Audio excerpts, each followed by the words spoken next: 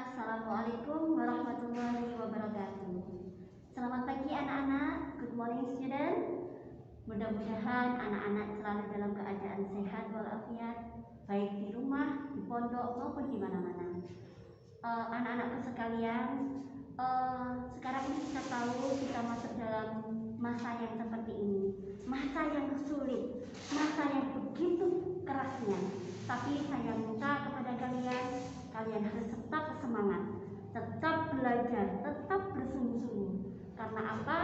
Cita-cita yang kalian inginkan, cita-cita yang kalian harapkan itu ada dalam masa kita.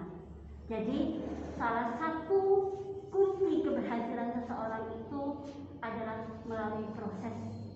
Nah, sekarang ini Miss Wina akan menerangkan tentang definisi belajar secara efektif. Anak-anak tentu kalian ingat, tentu kalian mengerti secara detail apa sih sebenarnya belajar itu. Yang perlu kalian ketahui adalah belajar itu adalah proses, sebuah proses untuk mencapai atau mencapai sebuah target. Kalau kalian ingin menginginkan sesuatu, contoh ketika kalian menghadapi ujian misalnya, kalian bisa berhasil dengan cara belajar yang efektif. Belajar yang efektif itu adalah belajar yang dilakukan dengan bersungguh-sungguh, mengetahui waktu dengan jelas, dan serta tekun disiplin. Jadi anak-anak, kalau kalian ingin belajar, sebagai seorang guru, mungkin saya tidak bisa memberikan contoh belajar yang efektif itu bagaimana. Karena yang tahu secara detailnya bagaimana kalian bisa mencapai sebuah target itu apabila kalian dilakukan dengan konsep saya harus seperti ini, jam segini harus segini, jam ini harus ini. Kalau kalian tidak memiliki konsep dalam belajar, saya yakin waktu yang kalian miliki itu adalah sia-sia. Jadi salah satu kunci dari keberhasilan dari belajar yang efektif adalah mengatur waktu dengan sebaik-baiknya. Dan yang kedua, belajar secara efektif itu Anda bisa lakukan, anak-anak bisa lakukan dengan cara apa? Bersungguh-sungguh, tekun, disiplin, continue. Kalau kalian hanya melakukan dengan sistem SKS, sistem kerja semalam, saya yakin apa yang kalian harapkan, apa yang kalian targetkan tidak akan memenuhi apa yang kalian inginkan. Karena apa? Tidak bisa orang melakukan keberhasilan itu dalam sekejap mata. Ini impossible. Jadi keberhasilan yang harus Anda lakukan adalah melalui proses, dan proses. Demikian tadi definisi. Untuk yang berikutnya adalah ciri-ciri belajar efektif. Seperti yang saya sampaikan tadi, belajar yang efektif itu adalah pembelajaran yang dilakukan dengan bersungguh-sungguh, dengan disiplin, tekun, dan continue. Kalau kalian tidak continue, tidak disiplin, tidak tekun, saya yakin kalian tidak bisa menjadi anak-anak yang berprestasi. Perlu kalian tahu bahwasanya belajar itu adalah suatu proses anak-anak. Proses dengan gigih, proses dengan semangat untuk mencapai sebuah keberhasilan. Ingat, tanpa belajar kalian tidak akan bisa mencapai sebuah keberhasilan. Sama halnya orang-orang yang pengusaha sukses. Mereka berhasil, mereka dapat mencapai target yang dia inginkan melalui proses yang luar biasa. Kalian tahu Bob Sadino, kalian tahu pengusaha-pengusaha besar yang lain, itu melalui proses. Dan proses yang mereka lakukan itu dengan konsep belajar yang efektif. Adapun selanjutnya, mengapa kita harus belajar secara efektif? Anak-anakku sekalian yang saya cintai, sekali lagi saya sampaikan, pentingnya belajar secara efektif itu adalah bagaimana cara kita mengontrol diri kita, memanage waktu kita secara efektif agar mencapai sebuah keberhasilan. Tanpa kalian mengontrol, memanage waktu dengan baik, maka waktu yang kalian miliki adalah sia-sia. Jadi pesan Bu Wina, pembelajaran secara efektif atau belajar secara efektif adalah mengetahui waktu dengan sebaik-baiknya, dengan cara mengontrol waktu, hidup disiplin, tekun, dan bersungguh-sungguh. Untuk yang selanjutnya, contoh belajar yang efektif itu banyak sekali anak-anak.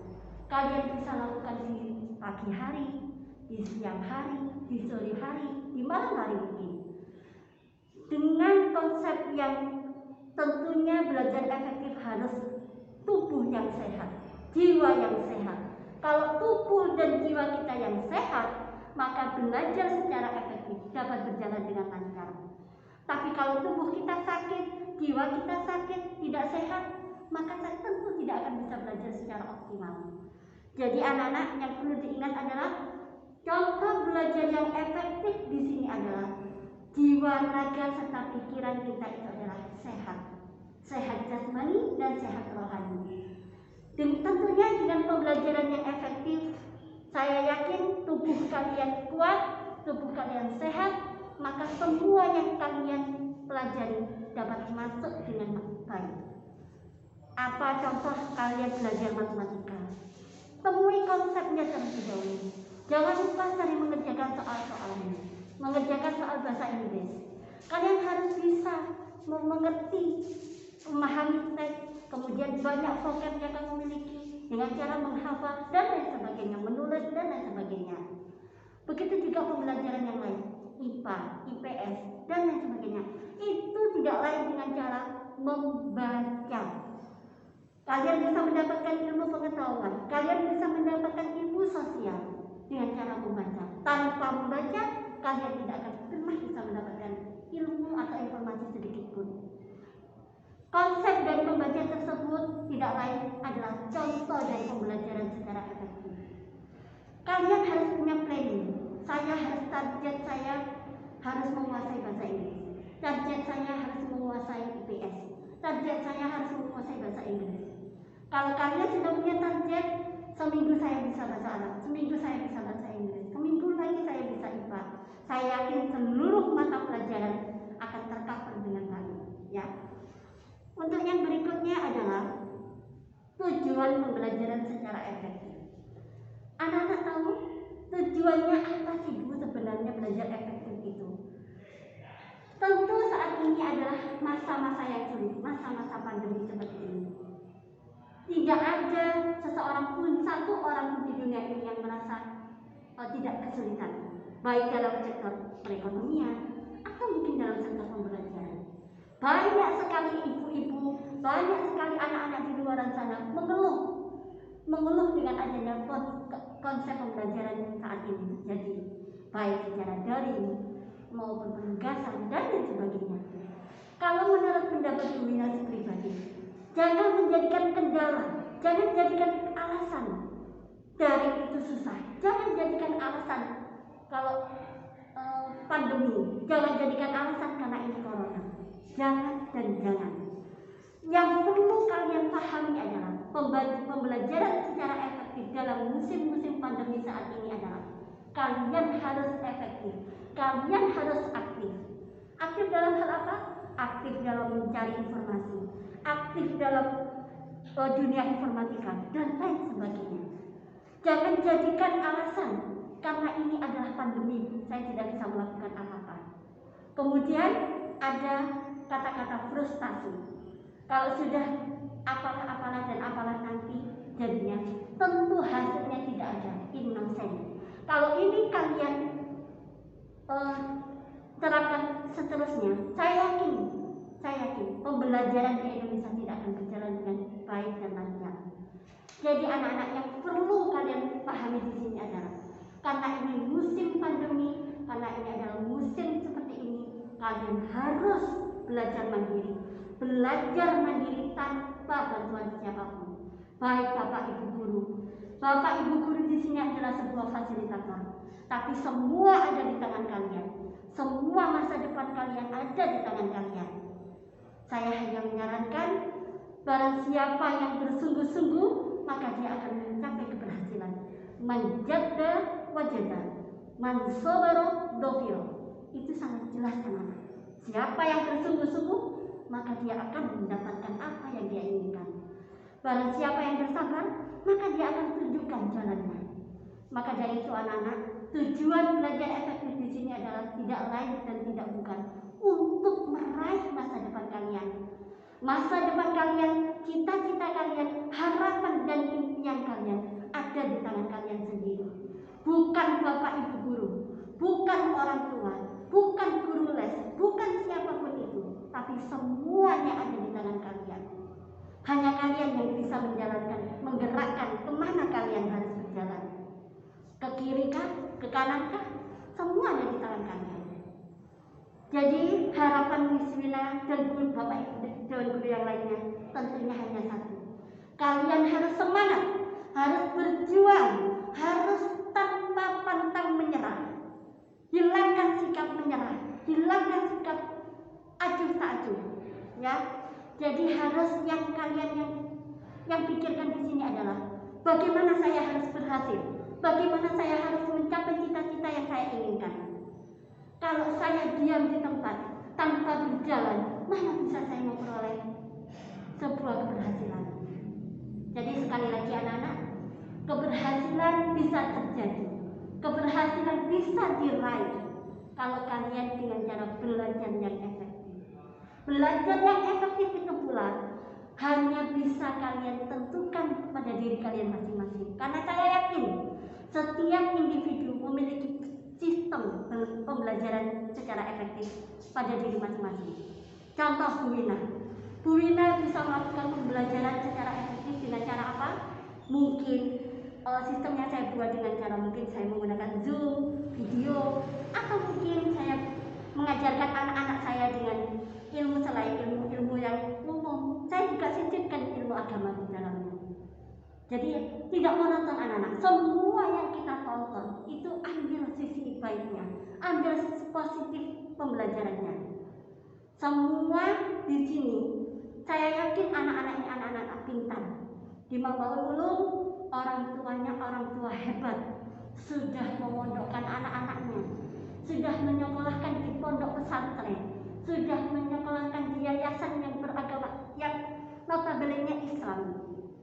Coba kalau kalian ini disekolahkan di sekolah yang tidak notabene Islam, bagaimana akhlak dan moral anak-anak? Naudzubillah min dzalik.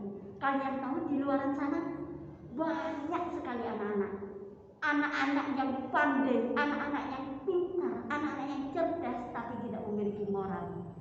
Jadi saya salut dan saya bangga pada pondok pesantren Mambaul Ulum ini yang sudah mendidik anak peserta didik menjadi anak-anak yang berakhlakul karimah. Selain memiliki pengetahuan yang baik, kemudian cerdas, inovatif, tapi juga memiliki karakter Islam yang kuat.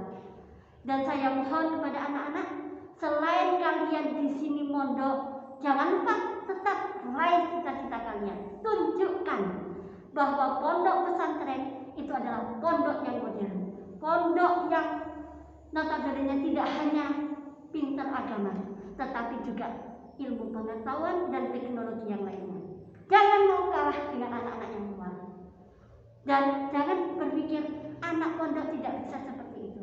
Tidak, Anda salah total anak-anak. Anak-anak pondok, anak-anak pesantren adalah anak-anak yang hebat saya katakan. Kenapa? Karena mereka mempelajari dua sisi yang berbeda dalam sisi agama maupun ilmu sosial. Dan ini adalah luar biasa kalian dapatkan di pondok pesantren Mambaul Ulum. Kalian bisa mempelajari dua karakter ini. Saya yakin insya Allah ke depannya kalian bisa menentukan masa depan kalian.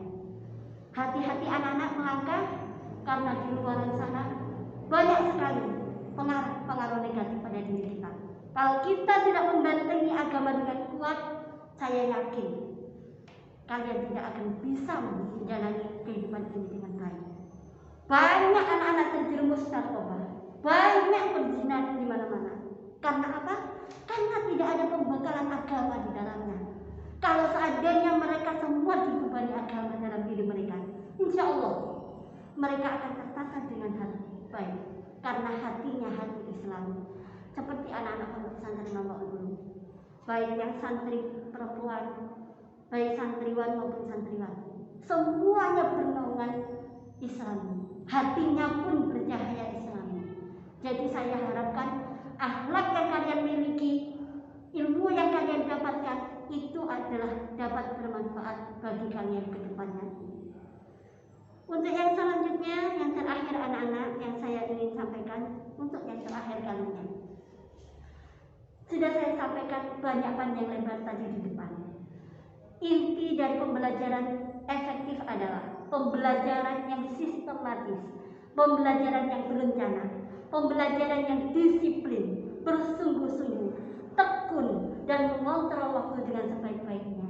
Apabila semua konsep ini akan dijalani dengan sebaik-baiknya, saya yakin cita-cita, keinginan, impian, harapan, dan lain sebagainya dapat kalian capai.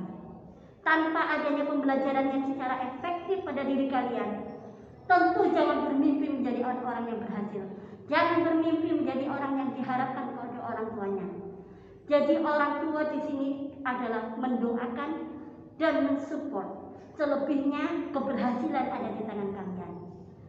Bapak Ibu guru sekali lagi tidak bisa menolong kalian sepenuhnya, karena kami sebagai pengajar hanya bisa mengarahkan, hanya bisa mendidik, hanya bisa memberikan informasi. Tapi untuk selebihnya keberhasilan ada di tangan kalian. Anak-anakku sekalian, anak-anakku yang soleh solihah, saya Miss Wina mengucapkan mohon maaf yang sebesar-besarnya apabila dalam apa yang saya sampaikan tadi kurang berkenan di hati anak-anak. Jadi kami sebagai selaku Bapak Dewan Guru mengucapkan semangat, jangan menyerah, tunjukkan kalian hebat, tunjukkan bahwa kalian bisa. Okay, thank you very much. I think enough for our meeting today. If there are any mistakes, I beg your pardon. See you in the next time. Wassalamualaikum warahmatullahi wabarakatuh.